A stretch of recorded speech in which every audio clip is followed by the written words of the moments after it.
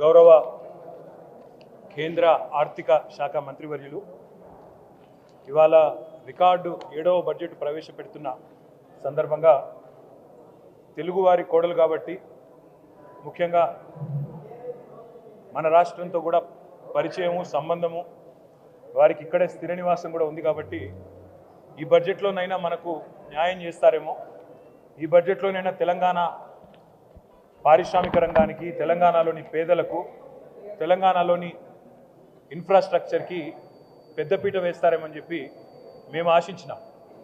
కానీ దురదృష్టం ఇవాళ 48,21,000 కోట్లతో బడ్జెట్ పెట్టినప్పటికీ అందులో పెద్ద ఎత్తున కొన్ని రాష్ట్రాలకు పెద్దపీట వేసినప్పటికీ తెలంగాణ ప్రస్తావన మాత్రం లేకపోవడం అనేది నిజంగా కూడా బాధాకరం, శోచనీయం.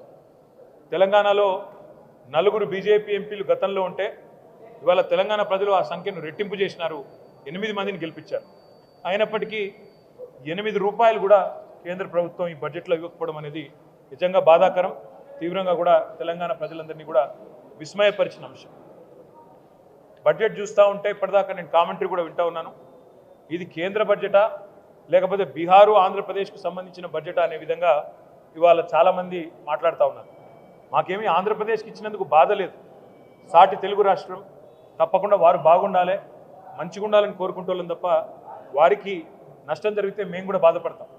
కానీ ఆంధ్రతో పాటు ఆంధ్రాకు ఇచ్చినట్టుగానే మీరు ఆంధ్రప్రదేశ్ పేరు చెప్పిన ప్రతిసారి ఏమన్నారు కేంద్ర మంత్రి గారు?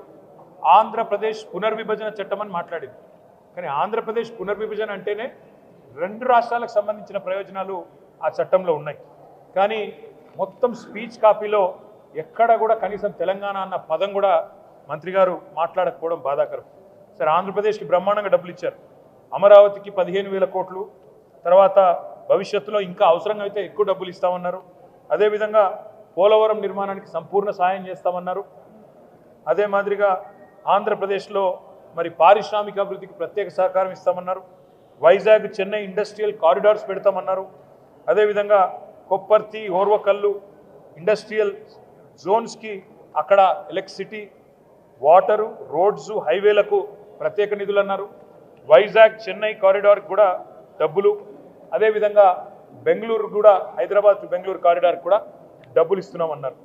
అదేవిధంగా ఆంధ్రప్రదేశ్లోని వెనుకబడ్డ ప్రాంతాలకు ప్రత్యేక ప్యాకేజీ అన్నారు. రాయలసీమ, ప్రకాశం, ఉత్తరాంధ్ర జిల్లాలకు ప్రత్యేక ప్యాకేజీ అన్నారు. మాకు ఆంధ్రప్రదేశ్కి ఇచ్చిన దాని మీద దుగ్ధ లేదు, బాధ లేదు, అసూయ లేదు. తెలుగు రాష్ట్రం, పక్క తెలుగు రాష్ట్రం బాగుపడితే సంతోషించటోళ్ళమే, తప్పకుండా స్వాగతిస్తాం ఆంధ్రప్రదేశ్కి ఇచ్చిన దాన్ని.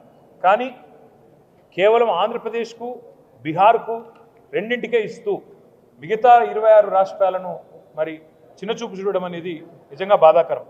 ఆంధ్రప్రదేశ్ పునర్విభజన చట్టమని మీరు ఏ మాట అయితే చెప్పారో, ఆంధ్రప్రదేశ్ పునర్విభజన చట్టంలోనే 2 తెలుగు రాష్ట్రాల ఏర్పాటు కూడా ఉన్నది. తెలంగాణ ఉన్నది, ఆంధ్రప్రదేశ్ ఉన్నది. కానీ ఎప్పటిలాగానే మనకు 9.5-10 సంవత్సరాలుగా ఎప్పటిలాగానే ఇచ్చినట్టు ఈసారి కూడా గుండు సున్నానే ఇచ్చింది కేంద్ర ప్రభుత్వం. మరి మీరు ఒక్క నిమిషం ఆలోచిస్తే మనకు ఆంధ్రప్రదేశ్ పునర్విభజన చట్టంలో కూడా 35 వివిధ హామీలు మరి మనకు కేంద్ర ప్రభుత్వం ఆనాడు 2014లో ఇచ్చింది. అందులో చాలా అంశాలు గతంలో కేసీఆర్ గారు ముఖ్యమంత్రిగా ఉన్నప్పుడు గత 10 ఏళ్ళు ఒకసారి కాదు పలుమార్లు పోయి బతిమలాడినాము, పలుమార్లు పోయి అభ్యర్థించాము. ఇచ్చిన మాట నిలబెట్టుకోండి అని చెప్పి కూడా కోరినాం. ములుగులో గిరిజన యూనివర్సిటీ కేటాయించాలి మనకు పునర్వ్యవస్థీకరణ చట్టం ప్రకారం. కానీ పేరుకేదో యూనివర్సిటీ ఇచ్చినట్టు గతంలో ప్రకటించారు తప్ప ఇప్పటివరకు డబ్బులు కేటాయించలేదు.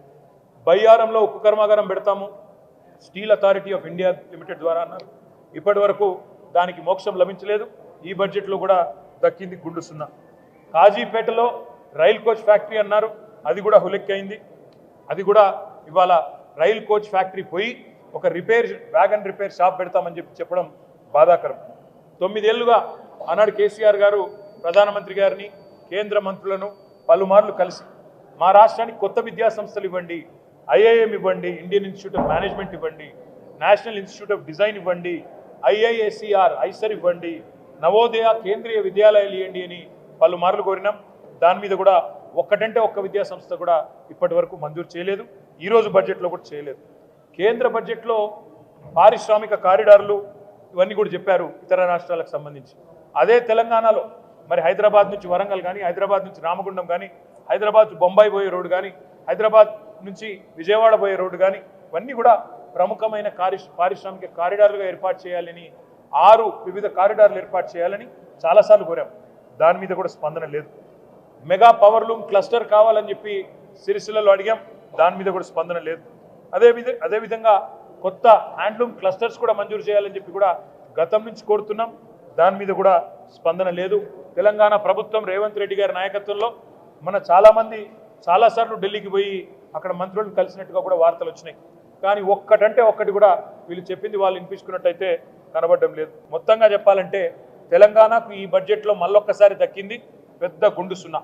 నేను తెలంగాణ ప్రజలు అందుకే ఆలోచించాలని చెప్పి వారిని విజ్ఞప్తి చేస్తూ ఉన్నా.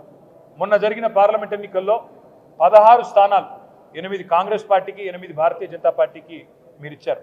ఇవాళ అదే 16 స్థానాలతో చంద్రబాబు నాయుడు గారు ఒక ప్రాంతీయ శక్తి బలంగా ఉంటే ఏం సాధించుకోవచ్చో సంకీర్ణ ప్రభుత్వంలో చూపెడతా ఉన్నారు. 15,000 కోట్లు ఒక్క ఏపీ క్యాపిటల్ డెవలప్మెంట్కి ఆయన తీసుకున్నారు. అదేవిధంగా బీహార్కు 26,000 కోట్ల రూపాయలు కేవలం రహదారుల కోసం మాత్రమే ఇచ్చినారు. కానీ తెలంగాణకు 16 మంది పార్లమెంట్ సభ్యులున్న 8 మంది కాంగ్రెస్ వాళ్ళు, 8 మంది బీజేపీ వాళ్ళు దక్కింది మాత్రం గుండు సున్నా. అందుకే స్వీయ రాజకీయ అస్తిత్వమే తెలంగాణకు ఎన్నిటికైనా శ్రీరామ రక్ష. ప్రాంతీయ శక్తులు బలంగా ఉంటే, ప్రాంతీయ పార్టీల నాయకత్వం బలంగా ఉంటేనే రేపటి సంకీర్ణ యుగంలో కూడా మనం శాసించే పరిస్థితి ఉంటుంది. శాసించి సాధించుకోవాలి తప్ప యాచించి సాధించుకుంటే ఏది కూడా రాదు. రేపటికైనా తప్పకుండా ఇవాళ ఈ 8 బీజేపీ ఎంపీలు అక్కడ పార్లమెంట్లో కూర్చున్నారు. తెలంగాణకు అన్యాయం జరుగుతుంటే ఒక్క ప్రాజెక్ట్ కూడా రాకపోతే కనీసం నోరు కూడా మెదపలేదు. 2 కేంద్ర మంత్రులు ఉన్నారు, నోరు మెదపలేదు. అదేవిధంగా 8 మంది కాంగ్రెస్ ఎంపీలు తెలంగాణకు అన్యాయం జరుగుతుంటే కూడా నోరు మెదపలేదు. అదే ఈరోజు అక్కడ గులాబీ కండువాలు కప్పుకున్న బీఆర్ఎస్ సైనికులు అక్కడుంటే ఇవాళ పార్లమెంట్లో ఎట్లా ఉండేదో పరిస్థితి ఒక్కసారి ఆలోచించాలని చెప్పి నేను కోరుతా ఉన్నా. అందుకే భవిష్యత్తులోనైనా తెలంగాణ ప్రజలు గుర్తుపెట్టుకోవాల్సిన మాట, మన ప్రాంత హక్కులు కాపాడాలంటే, మన రాష్ట్ర హక్కులు కాపాడాలంటే, మనకు నిధులు రావాలంటే ఈ సంకీర్ణ శకంలో తప్పకుండా కేసీఆర్ గారు లాంటి బలమైన నాయకులు, బలమైన బీఆర్ఎస్ లాంటి పార్టీలను ఎంత మద్దతు ఇచ్చి, ఎంత సంఖ్యాపరంగా బలోపేతం చేస్తే అంత రాష్ట్రానికి లాభం అనే మాట కూడా మళ్ళొక్కసారి గుర్తు చేస్తూ, ఈ బడ్జెట్లో కూడా గుండు సున్నానే ఇచ్చినందుకు మరి కేంద్ర ప్రభుత్వానికి మరి 8 ఎంపీలు ఇచ్చినా మీరు గుండు సున్నా ఇచ్చినందుకు తెలంగాణ ప్రజలు భవిష్యత్తులో అన్ని గమనిస్తున్నారు, అన్ని ఆలోచన చేస్తున్నారు. తప్పకుండా తగు రీతిలో నిర్ణయం తీసుకుంటారని చెప్పి కూడా మేము ఆశిస్తాం.